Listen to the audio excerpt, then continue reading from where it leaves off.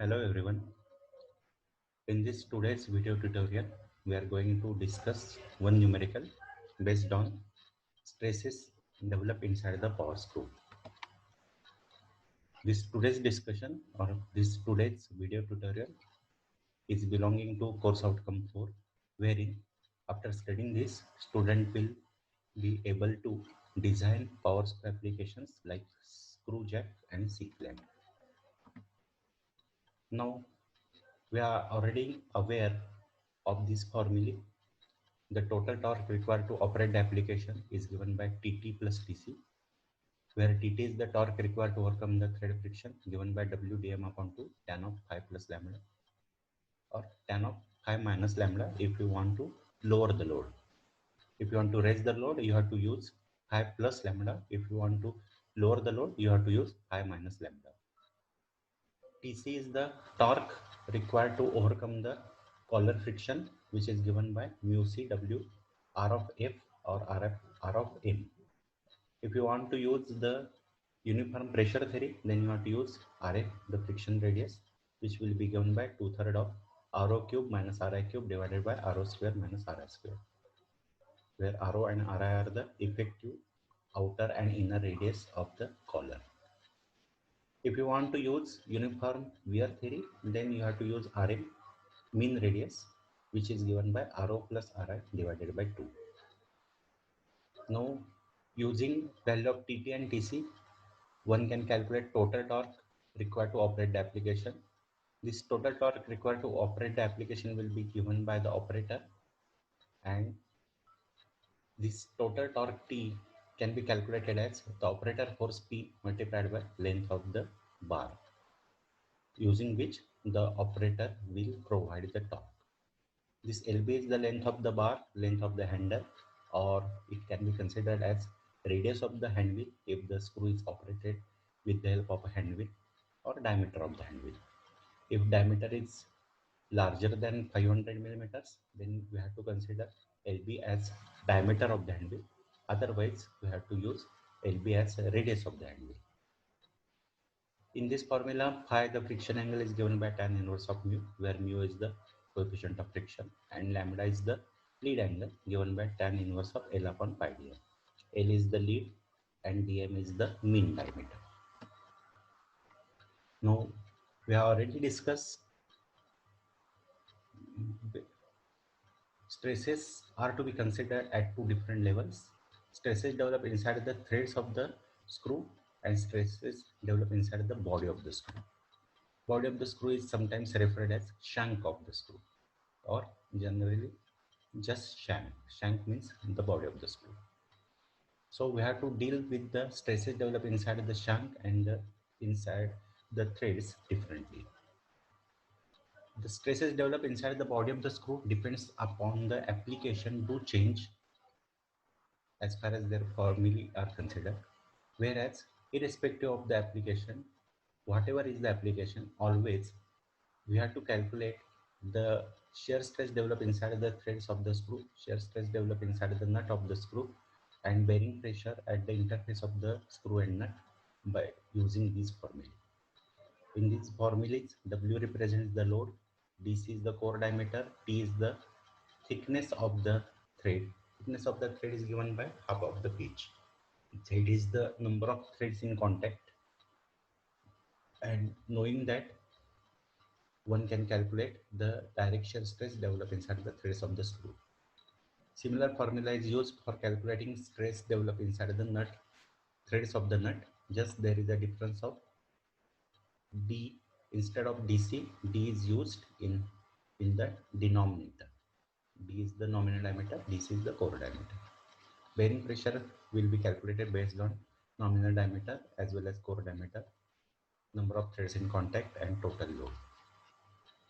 If in the problem statement no application is specified or application is not known, in such cases, while calculating the stresses developed inside the body of the screw, we have to take it into account the compressive stress sigma c and torsional shear tau as given by this formula. Please note that in the denominator here we have used DC square, whereas for the denominator, in the denominator of torsional shear, it is dcq. W upon pi by 4 dc square. Here we need to use core diameter, which is equal to nominal diameter minus the pitch. Here torsional shear developed inside the body is calculated based on formula 16 times T upon pi dcq.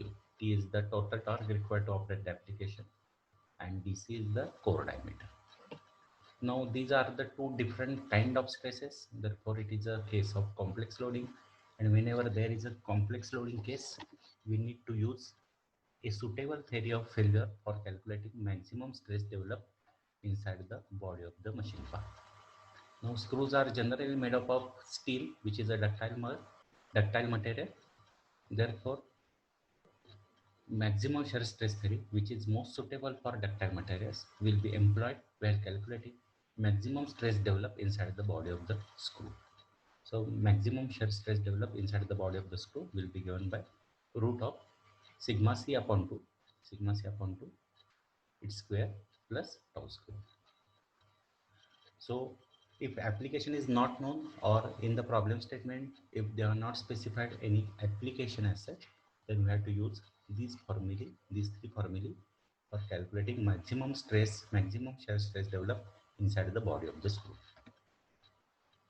Now, if the application is specified which is other than screw jack, any application like bench vise, C-clamp, shaft straightener, pipe vise, anyone, for all such cases,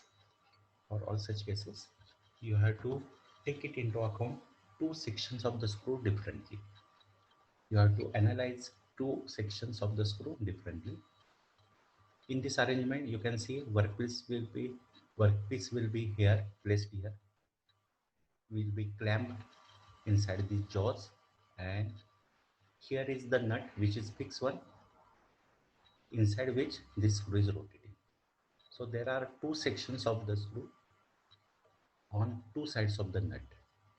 A section here we have denoted it by XX, a section or a portion of the screw which is nearer to the workpiece, and section YY which we have denoted as YY, which will be away from the workpiece. So we have to deal with these two sections differently, section nearer to workpiece and section away from the workpiece differently. For the section which is nearer to the workpiece, we have to take it into account the compressive stress developed, torsional shear stress based on Tc, where Tc is the torque required to overcome the collar friction, and combination of these two will represent maximum shear stress developed inside the body of the screw, the portion of the body of the screw which is nearer to the workpiece. While calculating the maximum stress developed inside the body of the screw which is away from the workpiece, the portion of the screw which is away from the workpiece on the another side of the nut, here we need to take it into account the bending stress as well as the torsional shear. Bending stress, because operator force will cause bending of the screw which is outside the nut. This portion of the screw will act as if it is a cantilever beam, and operator force will act as if it is a point load applied on the free end of the cantilever beam. So there will be bending of the portion YY or section YY, and bending stress will be getting developed inside this section. This bending stress will be given by 32 times MB upon pi dcq. Now here MB is the bending moment, which will be equal to operator force P multiplied by this unsupported length of the screw, or it is a maximum travel of the screw or maximum size of the workpiece. So 32 times MB upon pi dcq will give you value of bending stress. Torsional shear will be calculated based on total torque as against Tc in the previous case. For section XX, we have just used value of torque required to overcome the collar friction, whereas for section YY, we have to take it into account the total torque required to operate the application, which will be comprising Tc and Tt both. It will have two components. Now for section YY, there is a bending stress, there is a torsional shear. So we have to take it into account the maximum shear stress theory of failure for calculating maximum shear stress developed inside this body of the screw, denoted by portion or section YY, which is away from the workpiece. So thus we have to deal with the two sections, one nearer to the workpiece and one away from the workpiece differently, because different type of stresses are getting developed inside these two different sections of the screw. If the application is screw jack, then whatever is the stress that is getting developed inside section XX, which is nearer to the load, and there is no stress inside section YY, which is away from the load. This is the nut. A portion of the screw is nearer to the load, load will be applied here. Portion of the screw which is nearer to the load, and portion of the screw which is away from the load. This section YY or portion of the screw which is away from the load, which is denoted by YY, is subjected to no stress, whereas for section XX there is a compressive stress sigma C given by W upon pi by 4 dc square. There will be bending of this portion given by 32 times MB upon pi dc cube, where MB, the bending moment, will be given by operator load multiplied by unsupported length of the screw, or maximum travel of the screw, or maximum lift of the load. Now you can see here sigma C and sigma B both are of same nature, so directly they can be added to find out total direct stress sigma T. Now this portion of the screw XX is also subjected to torsion, which will be calculated based on 16 times Tt upon pi dc cube. Now you can see here this section XX is subjected to direct stress and torsional shear tau. So using the maximum shear stress theory of failure, one can calculate maximum stress, shear stress developed inside the body of the screw, or inside this portion of the screw which is nearer to the load, which we have named as XX. As I have already told you, there will be no stress inside the section YY, which is away from the load. Now let us solve one example which will be based on bench-wise application. For a bench-wise application, using following data, find overall efficiency, height of the nut, factor of safety achieved. Now here they have specified the clamping force as 40 kN. Let us follow our usual custom of enlisting the given data. The total load W is 40,000 Newton. Coefficient of friction is 0.18. Only one value of coefficient of friction is specified, so the same will be applicable for mu C also, coefficient of friction at the collar and coefficient of friction at the threads, which will be same in this case because they have specified only one value for mu. So the same value will be assumed for both mu C and mu T.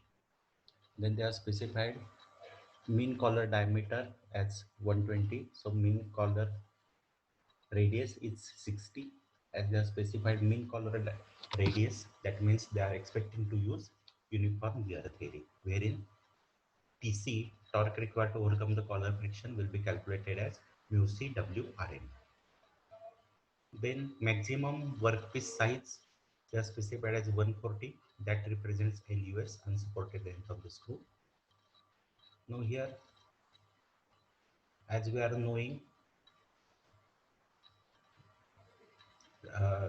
then they have specified that Acme threads, as Acme threads are specified, so we have to calculate mu dash, and which will be used while calculating phi.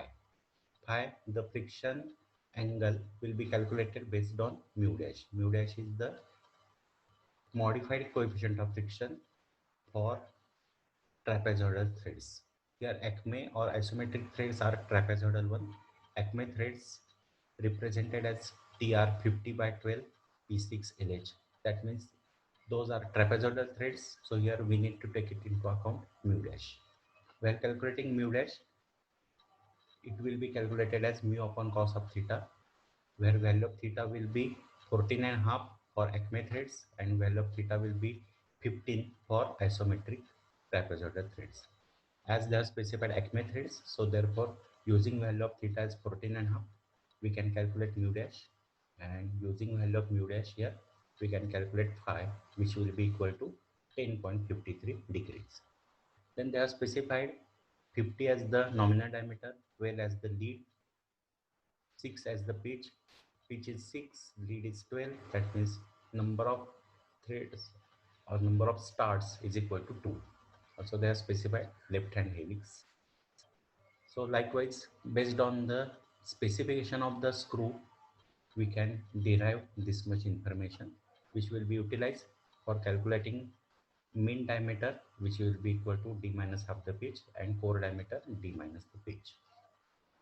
Then they are specified handlebar length LB, which is equal to 280. Then they have specified yield strength for the screw material as 430 and permissible bearing pressure as 18.1 megapascal. Megapascal is nothing but it is equivalent to Newton per millimeter square. Just I have carry forwarded the given data. Here one can calculate lambda equal to tan inverse of L upon pi dm. Value of L is known to us. It is 12. Dm is calculated as 47.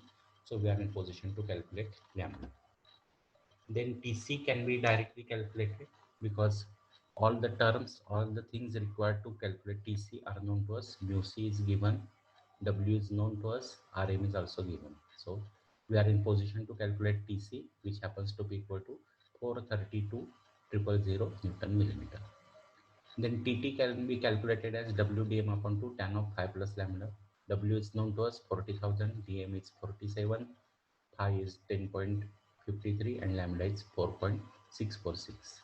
So knowing all the known terms, we can calculate TT, which happens to be equal to 254,970 Newton millimeter.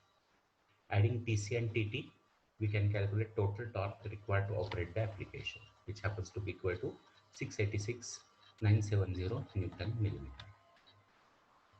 Just I have carry forwarded the known things. The total torque required to operate the application is 686,970, which will be equal to operator load P multiplied by length of the bar.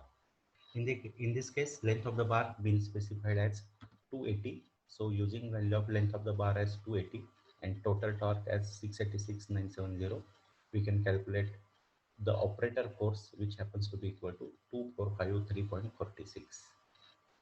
As they are asking us to find out overall efficiency, and which is given by WL upon 2 pi t. Now we are knowing W, we are knowing L, we are also knowing the total torque required to operate the application. All the terms required to calculate overall efficiency of the application. We can calculate it. It happens to be equal to 11.12%. Now here you can note that as the overall efficiency is lesser than 50%, so it is a self-locking screw. It will not get lowered down of its own without application of the torque. Now in this case, in the given data, they have specified PB, the permissible bearing pressure, as 18.1 Newton per millimeter square, and induced value of bearing pressure can be calculated as W upon pi by 4 d square minus dc square multiplied by z. Now equating known value of PB permissible with induced PB, PB induced and PB permissible will be equated. While equating, in the formula, W is known to us 40,000, D is known to us 50, DC is 44. Except for value of Z, all other terms are known. So simplifying or solving this equation, one can calculate value of Z, which happens to be equal to 4.988 or 5. So number of threads in contact between the nut and the screw will be equal to 5. Number of threads in contact multiplied by pitch, that will represent axial length of the nut or height of the nut, and in this particular case that happens to be equal to 30 millimeters. Now on the another side, we can directly calculate direct shear stress inside the threads of the screw and direct shear stress inside the threads of the nut, because all the terms required to calculate tau s and tau n are known to us. W is known to us. DC, the core diameter. D, the nominal diameter. T, the thickness of the thread is equal to half the pitch, so it is 3. Z, number of threads in contact. All the terms are known, therefore we can directly calculate the stresses developed inside the threads of the screw and stresses developed inside the threads of the nut. Now we know that for the applications like bench vise, C-clamp, shaft straightener, pipe vise, etc., we have to analyze the sections of the screw differently. The section of the screw which is nearer to the workpiece and section of the screw which is away from the workpiece will be treated or analyzed differently. Now here for section XX there will be compressive stress developed which will be given by W upon pi by 4 DC square. All the values are known to us, so we are in position to calculate sigma C. Torsional shear stress based on TC, the torque required to overcome the collar friction. All the terms required to calculate this tau are known to us. So we are in position to calculate value of tau, which is equal to 25.82. Now sigma C and tau are known to us. Using those in the formula, we can calculate maximum shear stress developed inside the body of the screw, inside this portion of the screw which is nearer to the workpiece. We have named it as X for convenience, and it happens to be equal to 28.98 Newton per millimeter square. Now for the section YY, which is away from the workpiece, it will be subjected to bending stress given by 32 times MB upon pi DC cube. MB is the bending moment to which this section is subjected. So it will be given by operator force P multiplied by unsupported length of the screw. We are knowing both values of operator force as well as unsupported length of the screw. So using the formula, I just here carry forwarded the formula. Here MB is calculated because we know that unsupported length of the screw is 140 and operator force is 2453.46 Newton. So using the values, known values, we are in position to calculate MB. Using value of MB, we can calculate sigma B. Also, torsional shear based on total torque as against TC in the previous case. For the section XX, we have to take it into account only TC, whereas for section YY, we have to take it into account total torque required to operate the application. So using value of T, DC, all the known things, we can calculate tau, and using value of sigma B and tau in the formula, we can calculate maximum shear stress developed inside the body of the screw in the portion which is away from the workpiece. Now you can see here for the section XX or portion of the screw which is nearer to the workpiece, the maximum shear stress developed is 28.98. Yeah. For section XX, tau max is 28.98, whereas for section YY it is 45.91. For section YY, which is away from the workpiece, it is 45.91 Newton per millimeter square. So maximum shear stress, overall maximum shear stress developed inside the body of the screw will be equal to 45.91 Newton per millimeter square. Our design should be based on maximum shear stress developed inside the body of the screw. So in comparing the two values, section YY will be subjected to maximum shear stress, and the design will be based on this value of maximum shear stress, which is in this particular case equal to 45.91 Newton per millimeter square. This maximum shear stress developed inside the body of the screw should be less than or in limiting case equal to permissible stress. So following our custom of equating tau max with tau permissible, while designing, we have to equate the induced maximum stress with the permissible stress. So here, maximum stress and permissible stress will be equated. Permissible stress is given by SSY upon factor of safety, whereas SSY is given by 0.5 times SYT upon factor of safety. SYT is specified to be equal to 430. So tau permissible equal to 0.5 multiplied by 430 divided by factor of safety. This is the tau permissible, which is on right hand side, whereas tau max, which is on left hand side, equal to 45.91. By mistake I have written 15.91. It should be 45.91. So after solving this, you will have factor of safety is equal to 13.51. This much value of factor of safety we are achieving in this particular application.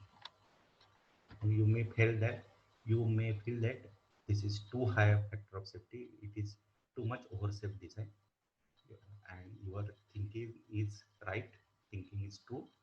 But this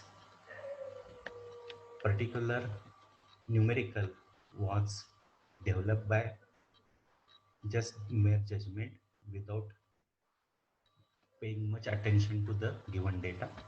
Uh, Myself, I have developed this by considering few values as it is without any consideration. That's why this much amount of factor of safety is achieved in this particular case. But still, I may suggest you, I may tell you that in general, for the design of power screw applications, generally higher value of factor of safety is assumed, of the order of 10, at least 10 value of factor of safety is assumed, because if a power screw application fails, there is a life hazard, and whenever application may cause life hazard, at such cases higher value of factor of safety is generally assumed. Therefore, for power screw applications, practically more factor of safety of the order of 6 to 10 is assumed, and in our case also the coming factor of safety is 13.51, so it can be considered within range. So by that we have calculated all the required things, all the things they are asking us to calculate. So this is the end of this PPT. In this PPT we have studied what are the stresses developed inside the body of the screw, what are the stresses developed inside the threads of the screw, what is height of nut or axial length of the nut, how different sections of the screw are subjected to different kind of stresses, and how to calculate them. So that's all for this PPT. Thank you.